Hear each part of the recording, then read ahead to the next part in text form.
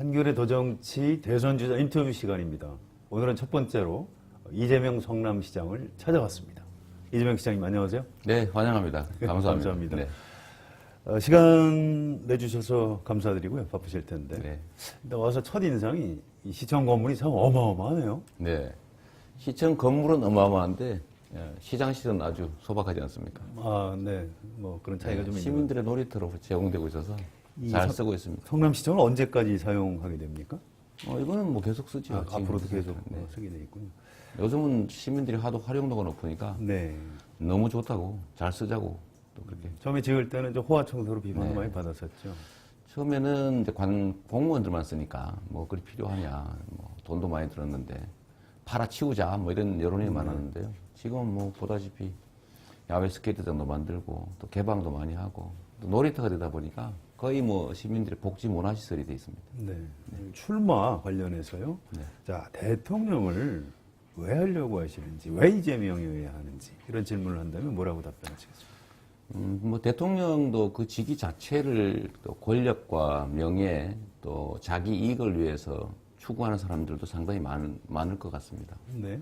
저한테는 이제 대통령이라고 하는 것도 뭐 성남시장이라고 하는 것도 또 변호사의 직위 또 시민운동가 이런 것들도 다 그냥 하나의 수단입니다. 저는 어제 출마 기자회견에서 보여드리고 싶었던 것처럼 제가 하고자 하는 일들, 국민들에게 약속하는 일들이 그야말로 뭔가를 얻기 위한 대외적 약속이 아니라 제 삶에서 나온 저의 꿈 그 자체다라고 말씀드리고 싶었습니다. 공정한 사회를 만드는 것이죠. 저와 또 제 가족, 제 이웃들, 지금도 현재 수없이 많은 사람들이 이 불공정한 환경 속에서 부당하게 피해를 입으면서 소수의 기득권자들을 위해서 희생당하고 있다고 생각합니다.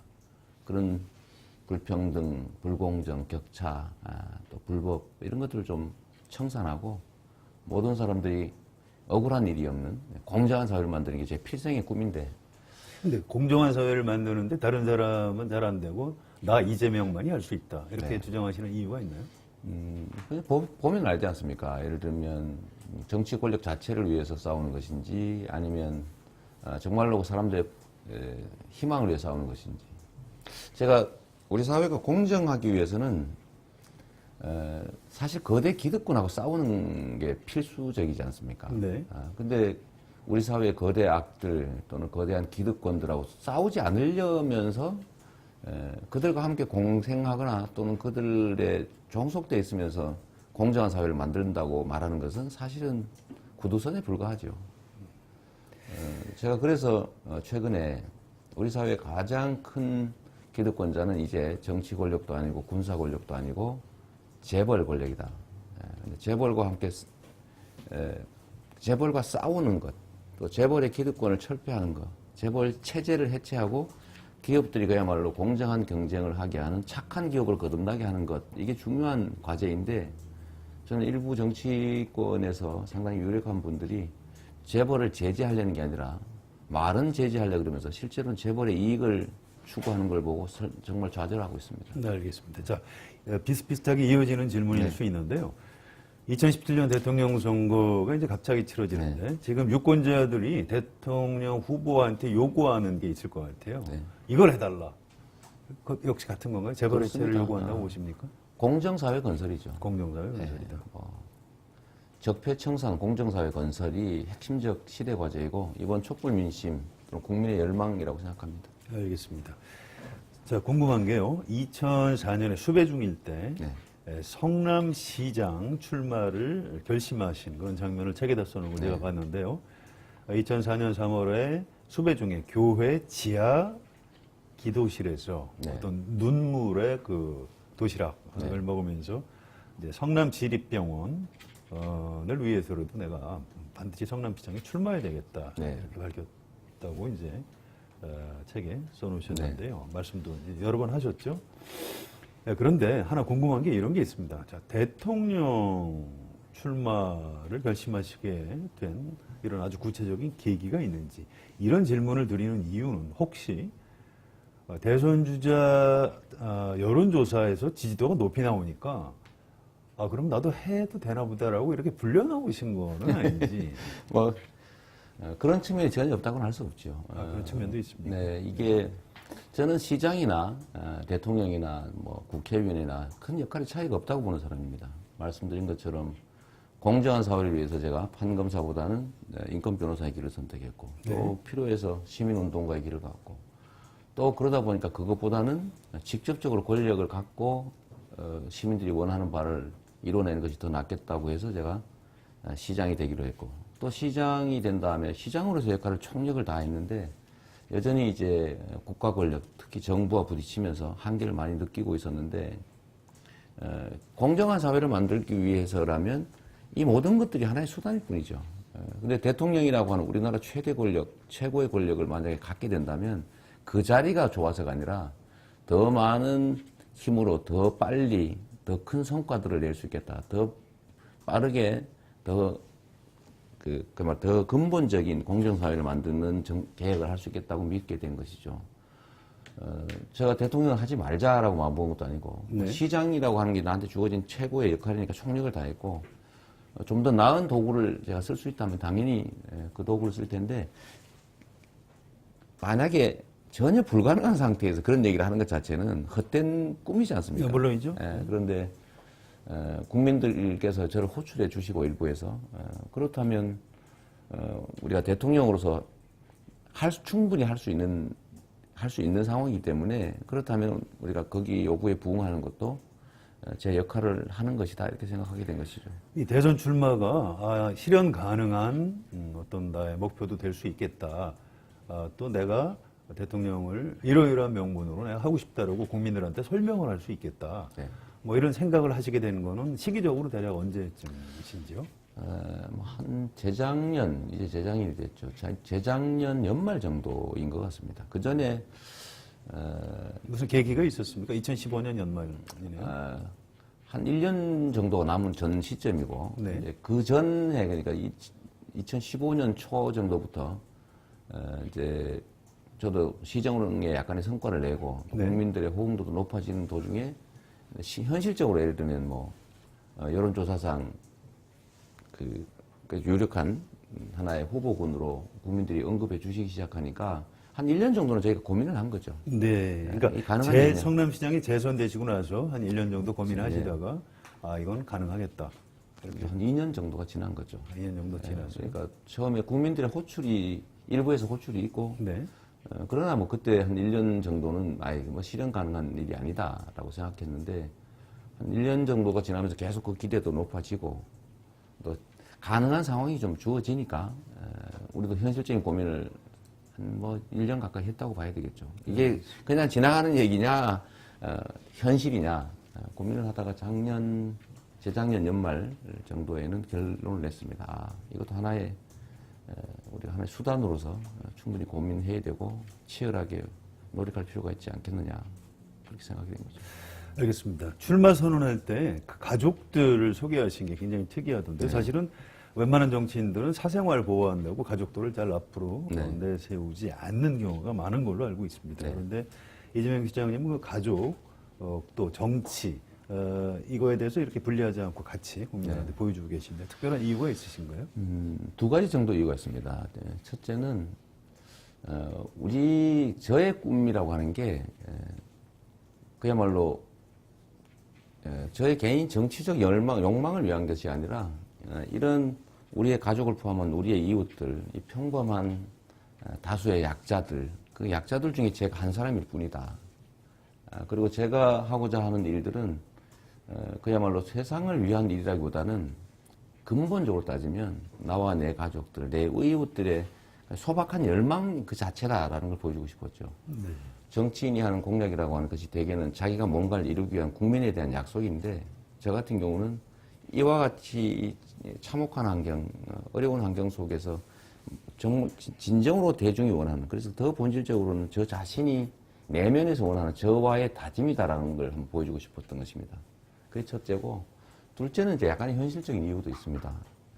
저희 가족들 간에 생긴 그 불화, 그야말로 박사모 지부장을 맡고 어떻게든지 저를 이렇게 막아보겠다고 하는 분이 계신데, 그분이 왜 그렇게 됐는지도 한번 보여주고 싶었죠.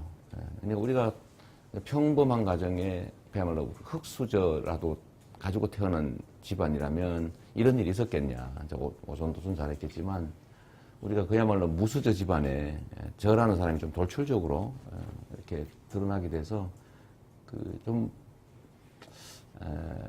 뭐랄까요. 이 가족의 그 어려움들 뭐 이런 것들을 좀 보여드리고 싶었는데 좀 이해를 좀 돕기 위한 뭐 그런 측면도 있었습니다. 알겠습니다. 자, 이재명 시장님 개인에 대한 궁금증들이 네. 많은데요. 일단은 좀 약간 무거운 질문 하나 하고 네, 약간 네. 가벼운 질문 하나 먼저 드리겠습니다. 무거운 질문. 사실 그 어떤 정책을 다루는, 특히 국정을 다루는 대통령직에 있어서는 옳고 그른 것, 그러니까 거대악, 네. 또 거대 기득권 세력과 싸우는 정의의 사도, 이런 역할도 있겠지만, 선택, 이런 정책을 선택하면 이런 부작용이 있고, 또 반대 정책을 선택하면 또 다른 부작용이 있고, 그 어떤 책임률이라고 할까요? 네. 대통령이라는 자리는 이제 그런 면에서 굉장히 좀 무거운 네. 자리일 수가 있는데요. 이제 이재명 시장님은 어떤 골리앗과 싸우는 다윗의 이미지, 거대악과 싸우는 어떤 소년 다윗의 이미지 이런 걸 가지고 있고, 뭐 별명도 사이다 이런 걸 네. 가지고 있고 아주 여러 가지 정의로운 시장님으로 자리매김되어 있는데 과연 그 무거운 선과 악의 대결이 아니고 어떤 선택과 거기에 대한 책임이 따르는 그 무거운 대통령 자리를 과연 감당할 수 있을까 이렇게 걱정하시는 분들도 좀 있습니다. 그 부분은 어떻게 생각하십니까? 그 상황에 따라 다르지요. 예를 들면 적이 쳐들어온 그야말로 생사가 걸린 존폐가 걸린 일이라면 싸우는 일이 중요합니다. 그렇죠. 싸울 때는 그야말로 독선적일 수도 있고 전투적일 수도 있고 극력일 수도 있고 그러지 않습니까? 극렬적일 수도 있고 한데 만약 평화식이라면 집단 간의 이해관계를 조정하는 이런 일들이라면 또 그에 맞는 덕목이 있겠죠. 뭐 온화하고 포용적이고 이해심 깊고 인내심 많고 이런 게 또 필요하겠죠. 근데 저는 대한민국의 현재 상황이 그야말로 이 보수와 진보가 논쟁되는 그런 합리적 사회 수준에 아직 못 이르렀다고 보기 때문에 네. 그야말로 구악 그 불합리한 기득권 세력들이 다수의 약자들을 착취하고 억압하고 또 거기에 정치 권력이 동원돼서 복무하고 하는 아직 전근대적 단계라고 보기 때문에 제대로 된 합리적 사회로 이양하기 위한 뭔가 노력이 필요한 상태다. 이걸 우리 국민들이 촛불을 들고 100만, 200만이 나와서 길에서 싸우는 사실 이유라고 보는 거죠. 알겠습니다. 그래서 그 시대마다 필요한 덕목들이 있는데 저도 충분히 합리적이고 충분히 포용적이고 대화와 타협을 중시하는 사람이죠. 뭐 전들 뭐 싸우는 게 좋아하는 뭐 망난이겠습니까? 네, 알겠습니다. 그러나 지금은 그런 덕목이 싸워야지. 필요해서 또 저같이 거대한 악, 그야말로 두려움을 모르고 이게 돌진하는 이런 사람들이 잘 없는 시대니까 저 같은 사람이 눈에 띄었고 그래서 국민들이 시장 정도에 불과하지만 그야말로 기초단체장에 불과하지만 유력한 후보로 이렇게 호출해 주셨다고 생각합니다. 알겠습니다. 자, 가벼운 질문이요. 어떤 분들은 이재명 시장님을 샌더스에 비유하기도 하고 네. 어떤 분들은 트럼프에 비유하기도 하는데요. 본인은 어느 쪽이 좀 더 마음에 드십니까? 마음에 드는 게 아니라 본질적으로 샌더스에 사실 가깝죠. 네. 뭐 살아온 과정이나 정치적 뭐 행태도 그렇고 지향도 그렇고. 다만 실패했기 때문에 사람들이 자꾸 샌더스에 비교하기 싫어하는데 그렇죠. 미국 국민들도 지금 후회하고 있지 않습니까? 네. 샌더스를 미국의 민주당 후보로 만들었다면 트럼프 같은 사람한테 나라의 권력이 넘어가지 않았을 텐데 지금 후회하고 있는 상태 같은데요. 우리 국민들도 이 거대한 기득권의 벽으로 국민과 함께하는 국민의 열망을 안고 있는 신진의 이재명을 혹시 선택 안 했다 후회하지 않으셨으면 좋겠어요. 성공한 샌더스가 되고 싶다 이런 그렇습니다. 말씀이시겠네요. 자, 대통령이 되기 위해서는 네. 대통령을 이제 혼자 뭐 단기 필마로 출마할 수도 있겠습니다만 아무튼 거대한 이제 정당과 네. 의회 이쪽에서 이제 뒷받침도 많이 받아야 되고요. 아무튼 그쪽에 경험도 좀 많이 받아야 되는데 중앙정치 경험이 너무 없다. 이게 약점이다. 네. 그러니까 되는 과정에서 네. 자, 이거 어떻게 극복하실 겁니까? 첫째로는 중앙 정치 경험이 많으면 다 마모가 돼가지고 특성이 사라집니다. 네, 그런가요? 예. 오히려 그것이 장점이 아니라 약점으로 작용하는 경우가 많았죠. 여의도 개구리라고 불리기도 하지 않습니까? 무슨 뜻이죠? 여의도만 들어가면 국민들을 안 보고 자기들끼리 편지어서 마치 엄청나게 중요한 얘기들이라고 하는데 국민들이 볼 때는 황당한 사소한 얘기인 경우가 많죠. 네. 뭐 편의 문제라든지 또 세력들의 문제라든지 뭐 대립과 갈등과 분열도 보면 국민들이 보면 저게 무슨 차이인지 아무런 느낌이 없는 거죠. 그냥 본인들은 그게 엄청나게 중요한 일인 거예요. 그것보다는 오히려 국민들 속에 가까이 있으면서 국민들의 뜻을 제대로 대변하는 그런 사람들이 오히려 각광받는 시대가 된 것 같아요.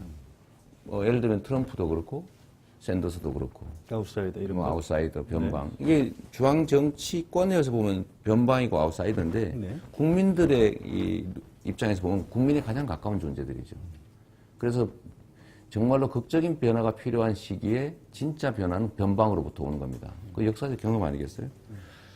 그리고 중앙 정치 경험 얘기를 해서 그런데 지금 예를 들면 성남시 같은 경우에 새누리당이 인선 오기에 압도적으로 많았습니다. 네. 4명이 더 많았죠.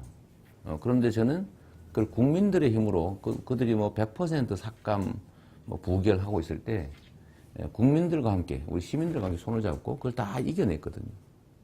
진정한 개혁이라고 하는 게 진정한 공정사회라고 하는 게 이 기득권의 거대한 벽과 저항을 뛰어넘어야 되는데 그 정치인끼리 협의하고 타협해서 그게 가능하겠습니까?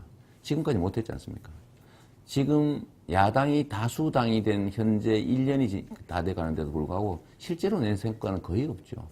국회 선진화법, 뭐 그것도 현실적인 장벽이겠지만 그것보다는 결국은 타협, 뭐 절차, 뭐 이런 것들 너무 중시하다 보니 그래 된 건데 이걸 국민과 함께 싸워서 어떻게든지 현실의 벽을 넘는 게 정치고 이 정해진 틀 속에서 합리적으로 잘 일하는 거라면 그건 관료가 하는 일이죠.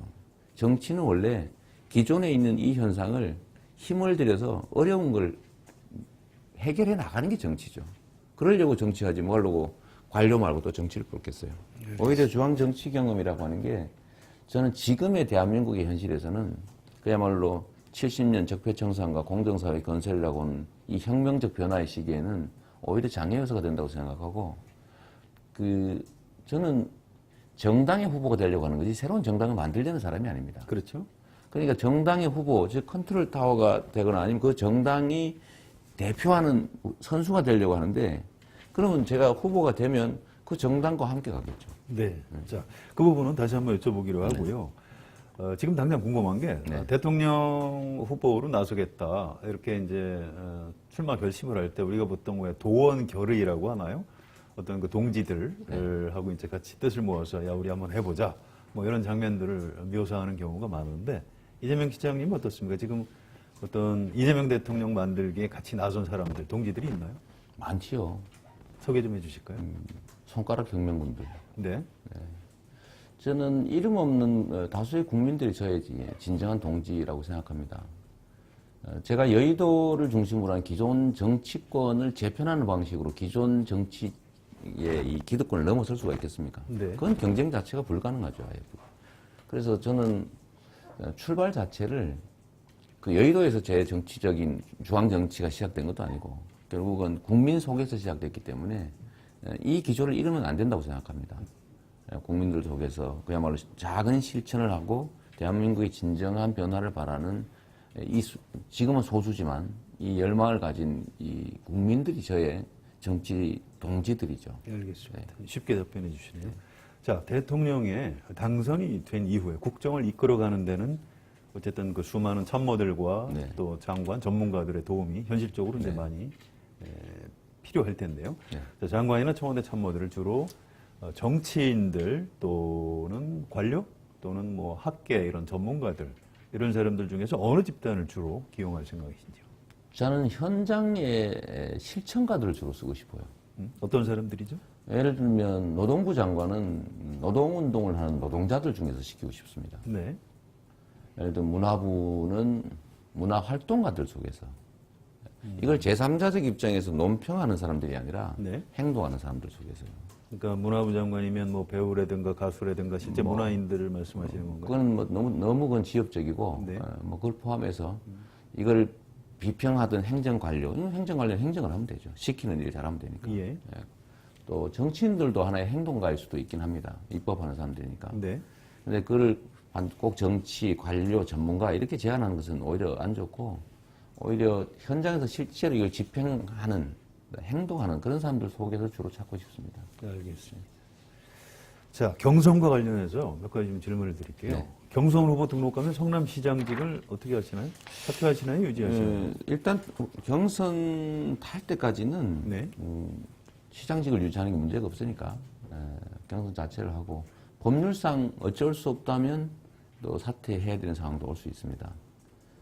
그런데 지금은 조기 대선을 전제로 한다면 네. 30일 안에 사퇴를 하지 않으면 후보 등록이 안 되니까 네. 그 전에 경선이 끝난다면은 사퇴할 필요가 없을 것 같고 뭐 결정하고 난 다음에 뭐 후보가 돼서 사퇴하면 되겠죠. 그러니까 불가피한 경우에는 사퇴할 사퇴할 수 있으나 생각은, 네. 그렇지 않다면 일단 계속 유지하실 생각이신가요? 네, 그게 시장 업무에 특별히 뭐 지장이 있는 것도 아니고 또 경선에 시장 업무를 뭐 그 배제될 정도로 뭐 그게 완전히 그냥 시장을 못할 정도는 또 아니어서 저는 두 가지 충분히 병행할 수 있다고 생각합니다. 혹시 후보가 되려는 의지가 좀 약한 것 아니냐 이런 비판을 한다면 어떻게 그렇죠. 답변하시겠어요? 근데 일부에서 뭐 그만두고 결기를 가지고 출마를 해야지라는 네. 얘기했습니다만 우리 진영의 트라우마가 있죠. 자기 이익을 위해서 공적 의무와 우리 진영의 역할을 어떻게 함부로 던지느냐. 네. 그 측면이 사실 없지 않아서 저는 그 측면이 뭐 충분히 일리 있는 지적이라고 생각합니다. 알겠습니다. 자, 일단 현실적으로 경선을 하게 되면 이제 지지율 같은 네. 게 현실 문제가 좀 될 텐데요.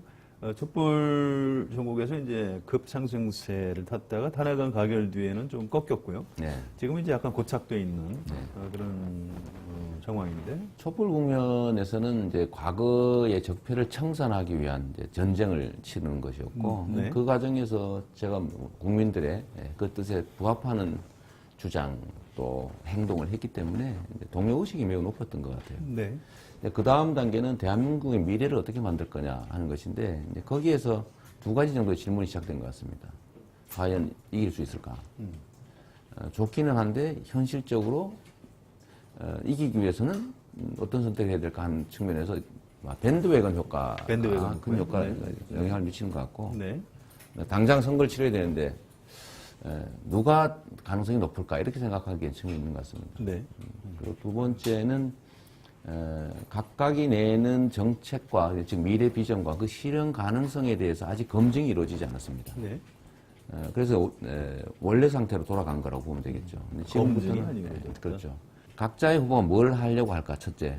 두 번째는 저 하는 말들을 진짜 실행할 수 있을까라는 걸 검증하게 되겠죠. 네. 그 점에서는 저는 과거에 예를 들면 공약 이행률도 그렇고 또 일관성이라든지 말 바꾸기를 안 한다든지 또 원칙적이라든지 하는 점에서 저는 좀 우위에 있을 수 있다고 봅니다.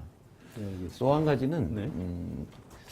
그 여론조사와 경선의 결과는 매우 다른 경우가 많습니다. 그렇죠. 그 이유는 뭐 다 아시겠지만 여론조사는 물어보니까 대답하는 거거든요. 그런 거죠. 예, 5천만 명을 대표해서 표본한테 물어보니까 95%는 대답도 안 하는데 한 뭐 5% 정도가 대답해가지고 눌러주는 거죠. 네, 네. 이 사람이 뭐 될 것 같아 이렇게 추종하는 경향이 있는데 경선은 5천만이 아니라 최대 100만 명 정도가 실제 투표할 텐데 이 100만 명은 꼭 이 사람이 돼야 되겠다. 이 당위를 가지고 투표하는 성향이 높죠. 돼야 될 사람. 될 사람보다는 돼야 될 사람을. 또는 되지 말아야 될 사람을 골라내는. 그런 측면에서 저는 첫째로 야권 단일화 또는 야권 연대를 할 가능성이 좀 일단 높다는 평가를 받을 것 같고요. 네. 두 번째는 실제로 대통령이 됐을 때 실현한 뭔가를 할 수 있을까, 뭘 할 수 있을까라는 측면에서 저는 제가 더 유리할 거라고 보죠. 우리 사회의 최대 과제가 뭐겠습니까? 재벌의 기득권과 형포를 억제하는 건데 과연 그 재벌들과 싸울 의사가 있느냐? 재벌들의 그 저항을 이겨낼 각오와 결기가 있느냐라는 점에서 저는 제가 선택될 가능성이 높다고 생각합니다. 경쟁력이 있다. 그러니까 야권 연대 확장 가능성. 네. 거기다가 구체적으로 유권자들이 원하는 것, 우리 대통령 새로 된 사람이 뭘 해야 될 것인가? 진짜 할 거냐? 진짜 할 일이 무엇인가? 네. 이걸 기준으로 판단하면 이재명일 수밖에 없다. 이런 저는 말씀이시네요. 적극적 지지자층들은 저희가 훨씬 더 우세하지 않을까 생각합니다. 자, 당원하고 네. 일반 국민들하고 뭐 대등한 권리를 줘야 된다고 보십니까? 아니면 약간 당원들한테 좀 가산점을 줘야 된다고 보십니까? 그 당의 경선 과정의 룰 문제는 뭐 제가 굳이 별로 얘기하고 싶지 않네요. 그냥 뭐 대세에 따라 정해질 텐데 이래 하나 저래 하나 별로 차이 없다고 생각합니다. 저는. 자, 현실적으로 문재인 전 대표가 이제 전체 대선 주자에서 압도적으로 지금 1위를 달리고 있는데요. 또 문재인 대세론이라고까지도 뭐 이제 얘기할 수 있을 것 같습니다. 네. 그럼에도 불구하고 당내에 좀 걱정하는 사람들이 많고요. 아직 호남에서도 좀 거부감이 남아있는 것 같다. 이제 이런 얘기들을 하고 있습니다. 다 포함해서 문재인과 친문 패권주의 이런 데 대해서 좀 코멘트를 해주신다면? 저는 뭐 당의 권력을 가진 측이 뭐 약간의 어드밴티지를 누리는 건 뭐 당연하다고 보고 있으니까 네. 뭐 그에 대해서는 별로 비판하고 싶지 않습니다. 다만 이제 우리는 특정인을 대통령 만들기 위해서 또는 특정 정치 세력들의 이익을 위해서 우리는 정치를 하는 사람들이 아니기 때문에 이 시대가 요구하는 것이 뭔지, 국민들에게 절실한 요구가 뭔지를 좀 거기에 좀 더 집중하고 또 그걸 위해서 우리들의 정치인들 자신들의 이익을 조금 내려놓을 필요가 있다고 생각합니다. 우리 시대의 최대 과제라고 하는 기득권을 혁파하고 모두가 공정한 기회를 노리는 공평한 국가를 만들어야 되는데 네. 그러려면 거대 기득권들하고 싸울 수밖에 없고 그러려면 투지가 필요하고 또 그 거대 기득권과 좀 연관성이 좀 떨어져야 되고 인연이나 결탁 관계가 좀 적어야 될 테고 그래서 국민들이 봤을 때 저 사람들이면 우리가 원하는 세상을 만들어줄 수 있겠다라고 믿어져야 되는데 그 면에서 문재인 전 대표. 그런 점에서 보면 저는 문 대표님이 우리 사회의 거대 기득권 네. 또는 그 사회 악들과 네. 정말 목숨 걸고 싸울 수 있는 분인지에 대해서는 최근에 약간씩 회의가 생기기 시작합니다. 최근에요. 대한민국의 최대 권력은 재벌 아니겠습니까? 네. 그것도 삼성 재벌인데 복지는 확대하겠다면서 또 증세는 하겠다면서 법인세 증세는 제외하고 있거든요. 또 한 가지는 얼마 전에 저는 매우 놀라운 저는 진심이 아니기를 바랄 정도였는데 대기업들이 부담하는 법정 부담금 네. 소위 준조세라고 불리긴 한데 이름이 나쁘긴 하지만 그 내용은 사실은 법정 부담금이거든요. 네. 대규모 개발해서 이익을 얻으면 학교용지 부담금 이런 건데 그 당연히 내야 될 비용인데 그 15조 원이 넘는 그 부담금을 면제하는 법을 만들겠다. 재벌 개혁 입법의 4대 과제 중에 하나를 제시하는 걸 보고 이게 뭐지 하는 생각이 들었어요. 그거는 결국 우리 사회의 불평등을 해소하려면 소위 슈퍼리치 기업과 개인에 대한 증세가 불가피하고 또 다수 서민들에 대한 복지 확대 이게 필수적인데 오히려 재벌 기업들의 부담을 15조 원 가까이 줄여주고 법인세를 정상화 또는 뭐 증세는 하지 않겠다고 하는 걸 보고 아니 선거 과정에서조차 이렇게 재벌들에 대해서 고개를 숙이고 그러면서 과연 우리 사회의 거대한 기득권하고 싸워서 국민들한테 공평한 기회를 줄 수 있겠느냐는 생각이 하나 들었습니다. 자, 그런 부분이 이제 앞으로 경선 과정에서 이제 대논쟁이 벌어질 가능성이 높겠네요. 그리고 또 한 가지 있습니다. 예. 우리의 외교 관계라고 하는 게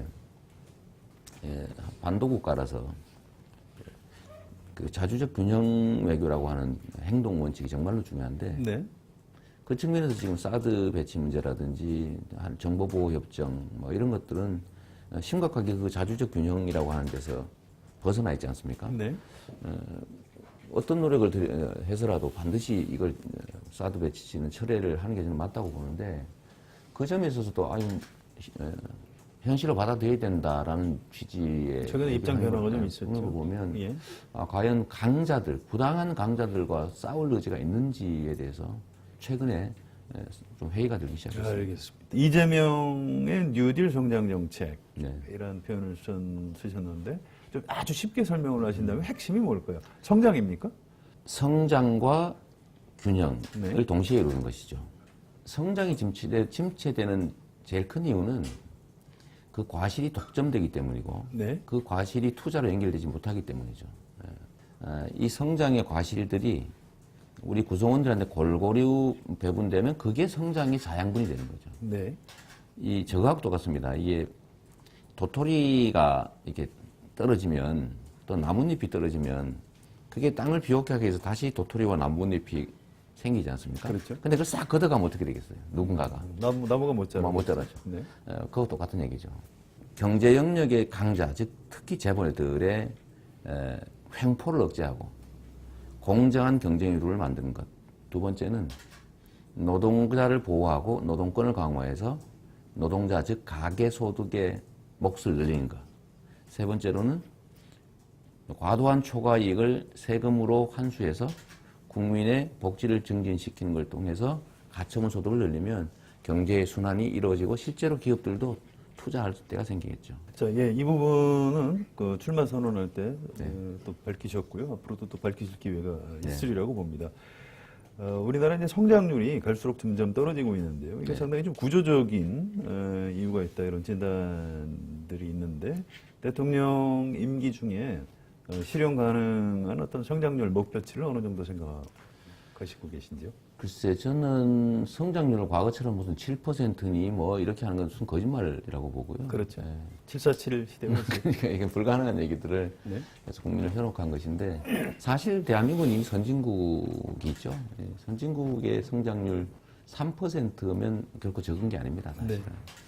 근데 이 성장의 몫이 국민들한테 골고루 돌아가기만 하면 그 성장률도 사실 더 개선될 수도 있지만 지금처럼 한쪽으로 너무 쏠리니까 사실 수요가 사라지고 그러다 보니까 결국 땅이 메말라서 농사 자체가 안 되는 상황으로 지금 가고 있는 거 아닙니까? 저는 현재 성장률이 이제 2%대인데 3%뭐 중반 정도까지는 충분히 만들 수 있다고 봅니다. 그러니까 거시경제 차원에서 우리나라 국가 경제를 어떻게 진단하시는지에 대한 질문인데요. 일본처럼 이제 소비 절벽, 인구 절벽 때문에 잃어버린 20년으로 가고 있다 이런 진단이 있습니다. 동의하시는지? 맞습니다. 명확하게 일치하죠. 아주 위험한 상황에 처할 테고 이게 인구 절벽이 왜 생겼느냐, 소비 절벽이 왜 생겼느냐. 아까 말씀드렸던 거기에 원인이 다 있죠. 소비를 할 수 없게 만들었지 않습니까? 네, 돈이 없죠.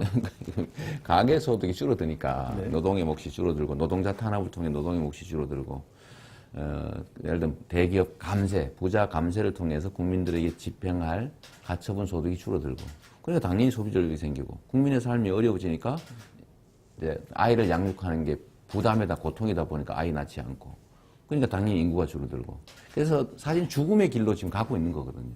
자, 어떻게 빠져나와야 됩니까? 빠져나가는 건 이제 거꾸로 가야죠. 성장의 결과들을 공평하게 나누고 예를 들면 1년 국민 총생산의 절반에 해당되는 그야말로 770조 이거를 30대 기업이 재벌 기업들이 사내 유보금으로 가지고 있으니 이게 순환이 되지 않지 않습니까? 이걸 어떻게든지 순환하게 하는 것이 바로 정부 또는 정치가 할 역할입니다. 알겠습니다. 국민의 몫을 늘려야 된다. 그게 IMF나 또 세계은행이 이미 권고하고 있는 성장 정책이죠. 저희가 얘기하고 있는 조세 강화, 부자 증세, 그다음에 복지 확대, 기본소득 도입, 노동 보호, 노동권 강화 이런 것들이 이미 유일한 성장 정책이다라고 이미 국제 금융기구들, 뭐 세계은행 등등에서 다 권장하고 있는 정책이죠. 예, 큰 방향에서 이제 충분히 설명을 해주신 것 같고요. 약간 이제 구체적인 얘기, 일자리 관련한 질문입니다. 이게 4차 산업혁명, 또 인공지능 이런 것 때문에 일자리가 급속히 사라지는 추세가 있고요. 또 이제 국가 경제 차원에서 정부는 국민들의 일자리를 늘려야 되는, 정책적으로 늘려야 되는 이런 노력을 하고 있는데 미래 전문가들 중에서는 사라지는 속도를 도저히 따라잡을 수 없다. 이건 구조적인 문제다. 뭐 이런 분석들을 내놓고 있는 사람들이 있습니다. 자, 일자리, 실업난 이 문제 어떻게 생각하십니까? 일단 역사적으로 보면 언제나 기술 개발 또 뭐 기계 장비의 개발은 그 일자리를 줄여왔죠. 그렇죠. 뭐 한때 기계 파괴 운동도 있었던 것처럼.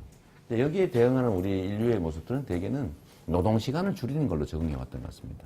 기본적으로는. 농사 지을 때는 뭐 하루에 해 뜨기 전부터 일하기 시작해서 해 질 때까지 일하고 그러지 않습니까? 그게 예를 들면 12시간, 8시간 이렇게 일하게 되고 그걸 좀 계속 줄여봄으로써 일자리를 나눠왔던 과정이라고 생각됩니다. 생산성이 올라가면 그렇게 많이 일할 필요가 없는데 그 많이 일할 필요 없는 그 성과들을 다수가 같이 누리는 방식이었기 때문에 큰 문제가 없었던 거죠. 근데 지금은 생산성 향상의 결과를 아주 체계적으로 특정 소수가 다 독점할 수 있는 시스템이 만들어지고 있는 것 같습니다. 네, 자본주의가 발달해서 그렇죠. 네, 그게 문제죠. 그래서 저는 첫째로는 노동시간 단축이 제일 중요하다. 네, 일자리 나누기. 네, 일자리 나누기죠. 뭐 5시간만 일해도 다 먹고 살 수 있는 상황이면 5시간 일하게 해줘야죠. 네. 그런데 우리나라는 오히려 역행해가지고 68시간 일해라. 뭐 이렇게 국가가 불법을 강요하는 시대가 됐죠. 예. 그래서 그걸 좀 청산하고 일자리를 늘리고 그러기 위해서는 노동시간을 줄이는 게 첫째 중요할 것 같고요. 두 번째는 4차 산업혁명에 부합하는 산업정책들을 국가가 적극적으로 좀 집행을 해서 기획하고 집행해서 새로운 일자리들 새로 만드는 일에 노력을 해야죠. 근데 우리나라는 그 측면에서 많이 부족한 것 같아요. 4차 산업혁명하고 일자리 만들기하고 병행이 가능할까요? 아니 근데 그것들은 예를 들면 소위 4차 산업혁명을 위한 새로운 일자리도 있는 거거든요. 물론 그거를 그 이제 과도기겠죠? 아니 4차 산업혁명이 완수된 단계라도 그 4차 산업혁명을 유지하기 위해서 인력도 필요하죠. 새로운 일자리가 필요하다. 그러면 기계를 만들면 기계 운전하는 사람이 필요하고 기계 수리하는 사람이 필요하고 기계를 만드는 사람이 필요한 거와 똑같죠. 새로운 일자리가 필요하다. 근데 거기에 외국과의 경쟁에서 지금 많이 밀리고 있기 때문에 문제인 것이고 이제 세 번째는 일자리가 줄어드는 환경에서 우리가 해야 될 근본적인 대책으로는 역시 기본소득 제도를 도입하는 게 제일 중요하다 이렇게 생각합니다. 예. 그 질문은 그렇지 않은데 네. 지금 드리려고 했습니다. 자, 기본소득 공약 내용에 대해서는 이제 여러 차례 소개가 됐기 때문에 네. 오늘 다시 여쭤보지 네. 않겠습니다. 다만 안희정 충남지사가 국민은 공짜밥을 원하지 않는다. 세금을 걷어 나눠주는 복지는 안 된다. 뭐 이런 비판이 있었고요. 네. 양쪽에 도와주는 분들 간에 뭐 논쟁이 지금 벌어지고 있는데 네. 제가 보기에는 뭐 좀 근본적인 철학의 차이가 있는 것 같기도 하고요. 자, 어떤 네. 차이가 있는 겁니까? 저는 안희정 지사께서 원래 공화국을 매우 강조하시는 분이잖아요. 그렇죠. 민주공화국. 헌법조문을 1조까지만 읽으셨는지 모르겠는데 34조까지만 좀 더 읽어보도록 말씀드리고 싶어요. 34조가 뭐죠? 34조 2항에 이런 얘기가 있습니다. 국가는 국민의 복지 증진을 위해서 노력해야 된다. 네. 이게 뭐냐면 세금은 국민이 내는 것이고 국가는 국민이 내는 세금으로 국민의 삶을 개선하기 위해서 그걸 대신 쓰는 것이죠. 예를 들면 국가방위, 안보 소위, 그다음에 질서 유지 등 이 필요한 영역에 먼저 쓰되 적게 쓰고 네. 최대한 아껴서 국민의 삶을 개선하는 영역에 써라. 이게 세 번째가 복지인데 이게 국가의 의무이고 복지를 확대하는 건 세금을 내는 국민의 권리인 거죠. 이걸 공짜라고 하면 안 되는 겁니다. 나눠준다는 것은 내 거를 나눠주는 거를 보통 주는 걸 나눠준다고 하잖아요. 근데 권리자인 국민들한테 원래 그들이 가지고 있던 권리를 배분하는 것을 어떻게 나눠준다고 말할 수 있습니까? 주는 게 아니죠. 그건 의무를 이행하는 겁니다. 예. 그런 어리치 시키는 거네요. 그러니까 본래 가지고 있는 그게 민주공화국 아닙니까? 그냥 공화국이 아니고 민주공화국. 그 원천은 국민이라는 것이죠. 알겠습니다. 자, 비슷한 또 비판이면서 네. 약간 이제 각이 다른 비판이 재원을 과연 어떻게 마련하느냐. 이게 성남시 단위에서야 가능하겠지만 국가라는 게 워낙 경직성, 경비가 많은데 그 재원을 과연 마련할 수 있겠느냐 이런 질문이 있습니다. 어떻게 답변하십니까? 지방자치단체와 중앙정부를 비교하면 경직성은 지방자치단체가 훨씬 높습니다. 네. 중앙정부의 통제, 또 수사, 감사, 뭐 엄청나게 촘촘한 감시망도 만들어져 있고 뭐 온갖 기준들에 의해서 사실 여지는 지방자치단체가 더 없지요. 그런가요? 그럼요. 또 현실적으로도 보면 자체 감찰 또는 수사 기능들이 아니라 상급기관, 외부 기관으로부터 감시를 받기 때문에 부정의 요소가 더 적습니다. 근데 국가기관은 반대로 훨씬 더 경직성이 덜하죠. 네. 그런 측면 하나 있고 두 번째는 이 경직성 경비 중에도 우리가 당연히 경직돼 있다고 생각하지만 실제로 아는 게 많습니다. 충남시는 똑같은 세금을 가지고 약 7% 정도 연평균 부채 청산하고 그 돈으로 다시 복지로 전환해가지고 1인당 10만 원 정도의 복지를 지금 하고 있는 중인데 네. 뭐 국가로 따지면 5조 원밖에 안 되는 거죠. 그런데 저희가 이제 새로운 시도를 한번 해봤어요. 뭐 토목 예산 이런 걸 줄이는 건 기본이고 지금 말씀하신 경직성 예산 중에서 네. 가로등 유지 보수 예산 같은 게 있지 않습니까? 네. 이거 당연히 경직성 경비죠. 그렇죠. 가로등 개수도 일정하고 고장나는 숫자도 통계적으로 일정하니까. 근데 제가 이걸 어떤 특정한 계획이기 때문에 작년 예산에서 25%를 삭감하고 운영해 봤어요. 실제로 아무 문제가 없었습니다. 가로등이 덜 망가졌나? 덜 고장나고 있더라고요. 왜 그렇습니까? 아무래도 아끼니까 그러겠죠. 가로등 영역에서만 제가 작년에 우리가 절감한 예산이 80억 정도 됩니다. 올해도 25% 4분의 1을 삭감한 상태를 유지하고 있는데 별 무리가 없어 보이고요. 국가 예산 400조 중에서 7% 정도 28조 원, 또 매년 순증가분이 보통 한 4% 가까이 되지 않습니까? 네.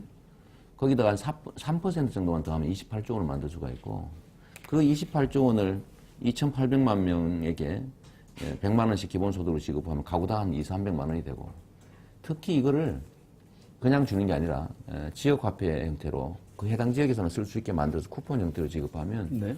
이 560만 자영업자 1인당 매출이 600만 원 정도씩 늘어날 수 있는데, 그럼 경제순환이 실제로 좀 가능하게 되죠. 네, 그게 이제 이재명 시장님이 여러 차례 강조하고 계신 이제 선순환. 선순환과 성장 정책이죠. 성장 그거야말로 성장 정책인 겁니다. 자, 현실적으로 국토부 유세를 신설할 경우에 상당한 조세 저항이 일어날 것이다. 과거의 종부세처럼. 네. 자, 이 부분에 대한 고민은 좀 해보셨습니까? 종부세는 걷어서 일반적인 예산으로 쓴다고 하니까 저항이 많을 수밖에 없었죠. 네. 그런데 국토부에서는 기본소득 목적세로 만들어서 정책을 설계할 때는 저항을 당연히 고려해야죠. 그렇죠. 기본소득 목적세를 만들어서 전 국민한테 그건 딴 데 안 쓰고 국민에게 전액 현금으로 되돌려준다. 이렇게 설계를 하면 약 5% 정도는 소위 땅 부자, 엄청난 땅 부자들 있지 않습니까? 네. 여기는 손실을 보지요. 95%의 국민은 이익을 봅니다.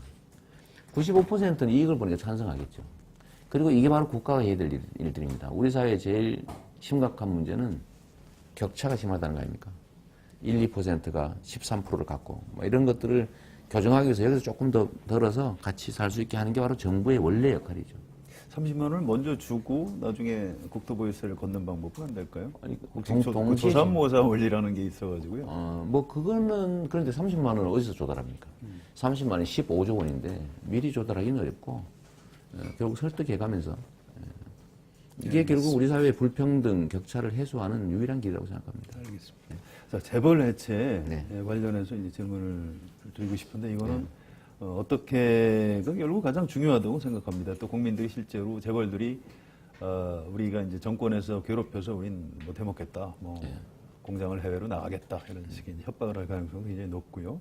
또 역대 정부에서도 이 재벌 중심 우리 경제 구조가 잘못돼 있다는 것에 대해서 문제의식을 가진 대통령들도 많이 있었고 실패했습니다. 다 결국. 자, 왜 실패했다고 보시는지 이재명 시장님이 대통령이 되면 어떻게 가능하다고 주장하시는 거죠? 저는 재벌들한테 새로운 제도를 만들어서 엄청난 불이익을 주자 그런 뜻이 아닙니다. 특히 기업한테 불이익을 주자는 게 아니죠. 재벌을 쥐락펴락하고 있는 소수의 재벌 가문들에게 부당한 권력을 행사할 수 없게 만드는 게 핵심입니다. 네. 예를 들면 5%밖에 안 되는데 100% 지분권을 행사한다든지 네.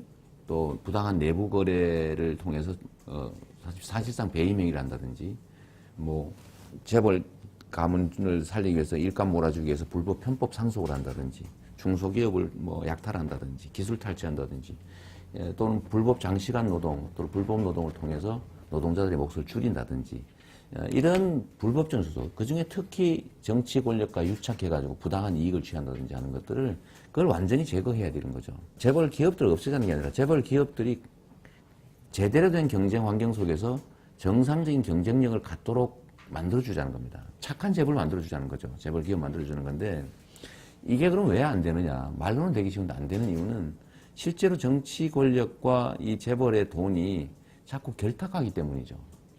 이해관계에 매몰되기 때문에 그렇습니다. 그 이해관계를 철저히 끊어야죠. 권력자 자신, 권력자의 측근, 권력자가 속한 세력들과 이 기득권 세력들을 철저하게 좀 분리할 필요가 있는 겁니다. 그런데 대체적으로 여기에서 실패해요, 보면. 근데 이해관계가 얽혀있기 때문에 구성원들의 이해관계 그런 측면도 있겠습니다만 재벌이 우리나라 경제에 어떤 차지하는 그 비중이 너무 크기 때문에 현실적으로 경제가 위기에 처하도록 할 수 없기 때문에 재벌하고 타협할 수밖에 없는 역대 정부에서 그랬던 거 아닌가요? 그건 명분이죠. 재벌들의 이익을 지켜주기 위해서 한 명분에 불과하고 저는 제일 우습게 보이는 장면이 대통령이 당선되면 재벌 기업 총수들을 만나가지고 투자해달라고 부탁을 하는 건데요. 네, 그렇죠. 지금 그러고 있죠. 기업들이 돈이 되면 법을 어겨서라도 하고 돈이 안 되면 형제 부모들과 요구해도 안 하는 게 경제인데 대통령이 와서 부탁하면 투자 안 할 거 투자하겠습니까? 그건 그야말로 쇼일 뿐이거든요.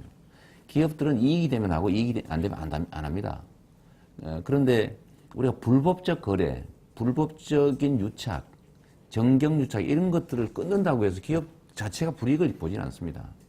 해외에 나가면 지금보다 그러면 대한민국보다 기업 환경이 좋으냐? 그렇지 않거든요. 하다못해 미국만 해도 법인세가 35% 아닙니까? 일본은 34%고 프랑스는 33%고 웬만한 나라들은 다 우리나라보다 법인세 높고 실효세율은 비교하면 거의 한 3분의 1이 더 많은데 우리나라에서 세금 조금 더 올리고 불법 거래 못하게 한다고 죄 지으면 엄정하게 처벌한다고 중소기업 약탈하면 그 법에 따라 제재한다고 해서 해외로 나간다? 그건 있을 수 없는 얘기죠. 그냥 협박에 불과하고요. 제일 중요한 것은 그야말로 권한을 가진 사람 또는 그 주변 사람들의 청렴성에 달려있다고 생각해요. 그러니까 지금 이재명 시장님은 청렴하시다는 걸 제가 믿겠는데요. 네. 앞으로 대통령이 돼서 주위에 쓰는 사람들도 다 청렴한 사람들 쓸 수 있습니까? 최소한 수사나 사정기관들을 철저하게 청렴하게 운영하고 또 주변 측근이라고 하는 존재들도 부당한 이익이 아니라 그 권한이나 지위 자체만으로도 얻는 게 엄청나게 많지 않습니까? 과도한 욕심만 부리지 않게 하면 되는 건데 과도한 욕심 부리지 않으면서도 좋은 사람은 얼마든지 많습니다. 우리 성환영 기자 같은 분도 계시잖아요. 저는 이제 대통령의 어떤 의지가 굉장히 중요하다는 핵심이죠. 건 뭐 핵심이고요. 그런데 그것만으로는 또 좀 어떤 구조적인 문제를 풀어나가는데 쉽지 않을 것이다. 그래서 정책적 방향 같은 것들을 잘 조정을 하고 입법을 통해서도 어떤 로드맵을 가지고 아주 그 지혜롭게 해나가야 되는 것 아닌가 이런 그 생각을 하는데 너무 좀 지나친 걱정인가요? 말씀은 정말 좋지 않습니까? 국회를 말은 하는 통해서 것이죠. 네. 입법을 네. 하고 타협을 해서 새로운 걸 네. 만들어내고 됩니까? 결국은 이게 합리적 토론과 의견 수렴이 가능한 사회가 아직은 우리가 아니라는 거죠. 알겠습니다. 그래서 저는 국회 입법을 통해서 뭘 하겠다 이런 공약을 웬만하면 하지 않습니다. 왜냐하면 안 될 가능성이 높기 때문이죠. 물론부터 해야겠지만. 근데 법률 개정이 꼭 필요한 것은 뭐 입법을 해야죠. 해야 되는 해야 되는데 네. 그것보다는 대통령의 권한으로 할 수 있는 일 중심으로 제가 공약을 만들어낸다는 거죠. 네. 왜냐하면 그 실제로 할 수 있으니까. 제가 중시하는 거는 좋은 계획을 발표하는 게 아니고 좋은 정책을 제시하는 게 아니고 네. 진짜로 성과를 만들어낼 수 있어야 되지 않습니까? 그렇죠. 실천할 수 있는, 실행할 수 있는 것들을 만들어내야 되고 실행할 수 있느냐, 실행할 수 없느냐를 사실 국민들은 보게 될 텐데 그거는 결국 과거로부터 그의 자세로부터 그의 일관성으로부터 판단할 수밖에 없겠죠. 자, 정치 관련한 질문 몇 가지만 네. 좀 추가로 드리겠습니다. 자, 문재인 전 대표도 그렇고 당내 다른 대선 주자들도 이제 연립정부, 네. 공동정부를 이제 이번 대선 국면에서부터 좀 할 필요가 있다 이런 얘기들을 하고 있고, 근데 내용은 이제 전부 다 네. 다른 것 같습니다. 근데 현실적으로는 일정을 볼 때 대통령 선거가 좀 너무 임박해 있기 때문에 이게 과연 시간이 있겠느냐 이런 걱정도 되고요. 자, 연립정부, 연정에 대한 생각 같은 건 어떻게 하고 계시는지요? 저는 뭐 기본적으로 야권이 단일 대우를 이루어서 승리의 가능성을 높여야 되고 네. 두 번째로 승리한 후에는 여소야대가 아니라 여대 야소 전국을 만들어서 국민이 원하는 것들을 그나마 다수의 입장에서 좀 관철해낼 필요가 있다. 네. 뭐 그것도 쉽지 않겠지만 그런데 만약 소수 여대 야소가 된다면 이긴들 뭘 할 수 있겠습니까? 그렇죠. 그래서 반드시 이제 연립 정권을 만들어내야 되고 네. 근데 그게 지금까지 했던 방식대로 후보 단일화 협상 또는 뭐 여론조사든 뭐든 이런 경쟁을 통해서 만들어내는 게 갈등만 생겨나게 하고 대립만 격화시켜서 실제로는 제대로 작동하지 못했고 야권 분열의 원인만 됐죠. 그렇죠. 그래서 이거를 좀 해결하기 위해서는 결선 투표제라는 걸 도입해 놓고 자연스럽게 단일화될 수밖에 없으니까요. 그리고 그 전제로 야권 연립 정부에 대한 정치적 합의를 이끌어내자. 이긴 사람 도와주고 진 사람은 다 집에 가는 게 아니라 진 측은 예를 들면 어떤 역할을 맡는다라는 기본적인 합의를 해놓으면 모두가 이길 수 있지 않습니까? 결선 투표제는 당장 실현이 되지 않더라도 정치적인 합의를 하자 그런 의미신가요?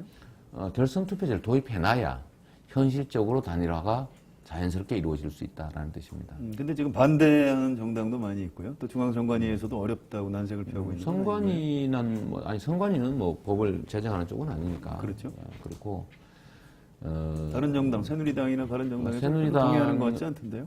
설득해야죠. 그러니까 민주당부터 입장을 정리하는 게 중요하지 않습니까?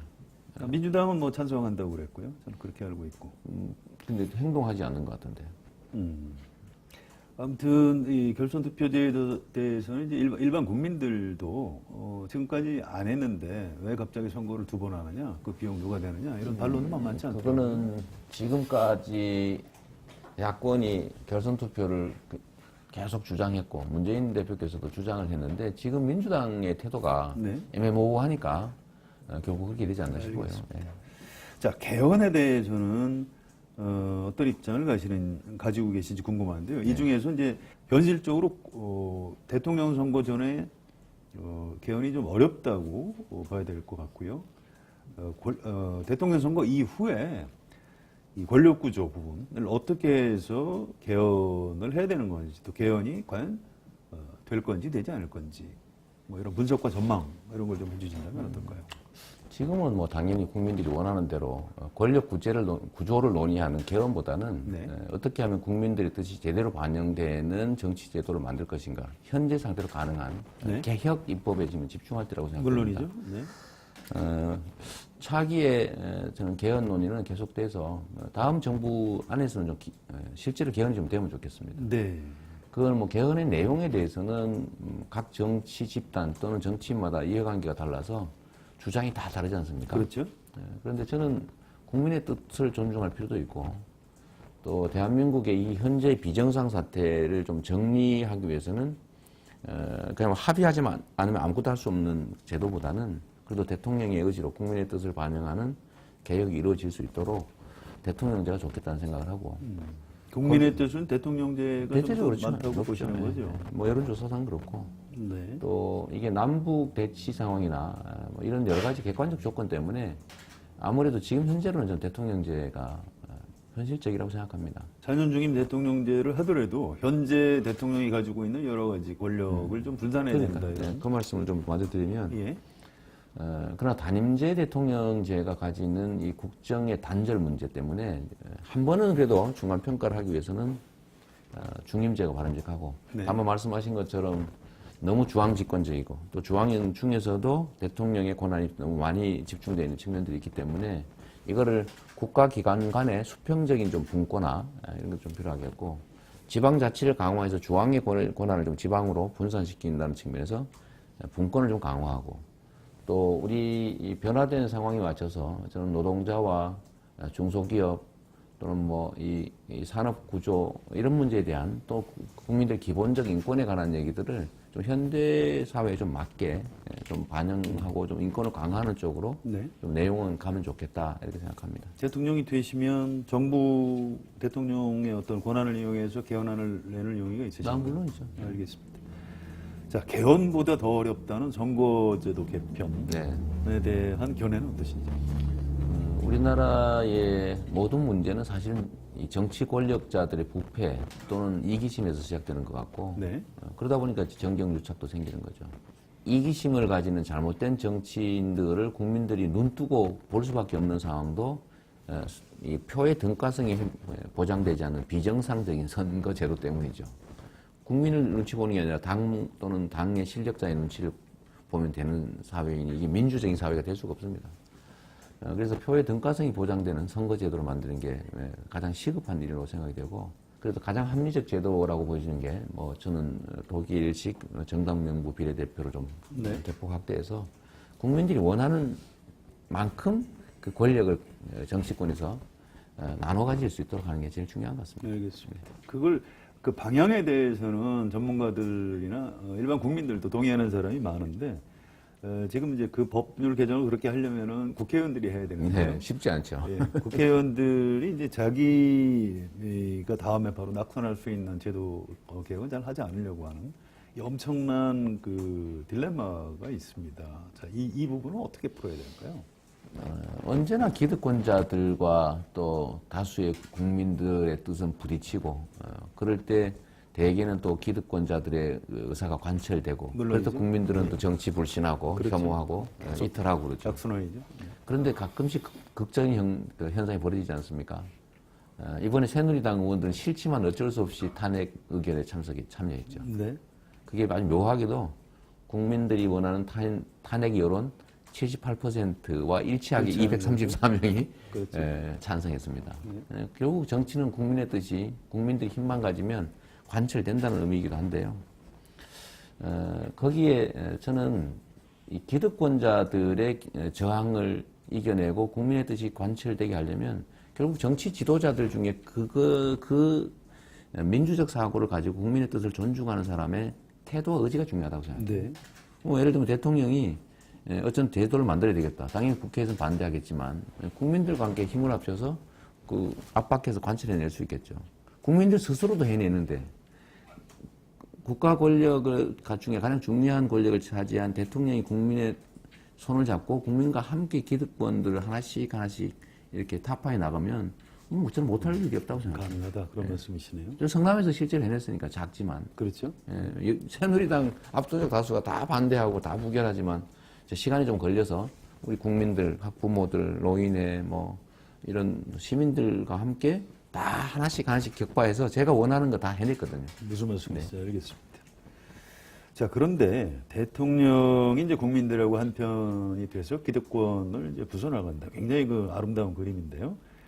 그런데 우리나라 지금 그 정치 어떤 발전 과정을 보면 아직도 사실은 의회 민주주의, 정당 민주주의가 아직 제대로 한번 정착돼 본 적이 없는 그런 상태라고 이제 지적하는 사람들도 있고요. 네.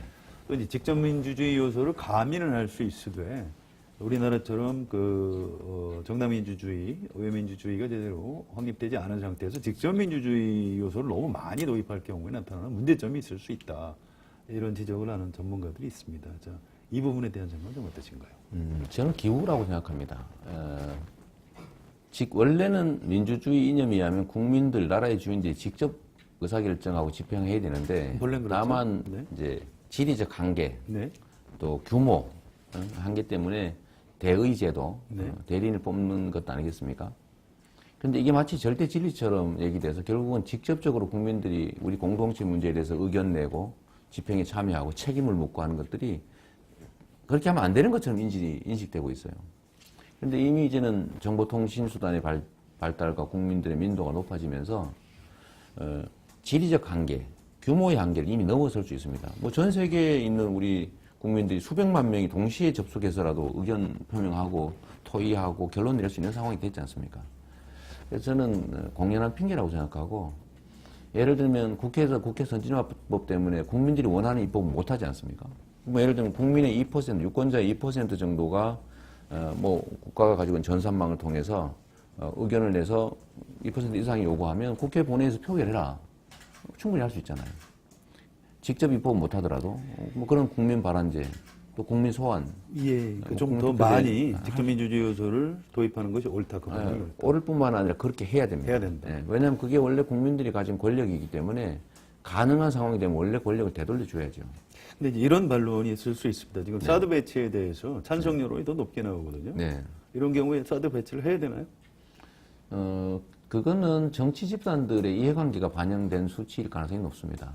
객관적인 정보를 놓고 토론이 이루어지면 전 다를 거라고 보거든요. 뭐 지금은 예를 들면 북핵 때문에 이거 필요하다고 하니까 국민들 일부는 그걸 믿는 것인데 그렇죠. 실제로 이게 북핵 방어와는 관계가 없다는 거를 정확하게 인지만 시키면 저는 엄청난 중국의 경제 제재 또는 한국의 실제로 안보가 더 악화되는 군사적 긴장이 높아지는 이런 피해를 감수하고 국민들이 이거 다 찬성할 거라고 생각하지 않습니다. 자, 미국하고 현실적으로 외교 마찰을 우리가 감당할 수 있느냐? 네. 이런 이유 때문에 이제 현실론을 펴는 사람들이 있는데, 자, 이재명 시장님이 대통령이 되면 이거 재협상 필요한 건 재협상 할 수 있고 미국하고 저 국방비, 네. 미군 그 주둔비를 가지고 이제 담판을 지어서 오히려 깎을 수 있다. 깎아야 된다. 깎아야 된다. 네. 이렇게 얘기를 하시는데 듣는 사람들은 좀 비현실적으로 듣는 측면도 있거든요. 다시 한번 강조하신다면. 우리 역사상으로 우리가 처한 이 지정학적 위치 때문에 소위 주변 강국의 권력 교체기에 우리가 언제나 침략당해가지고 그렇죠. 엄청난 피해를 입었습니다. 왜 그랬냐면 자주적 균형 외교라는 원칙에서 벗어나서 편향된 종속 외교를 한 결과물입니다. 네.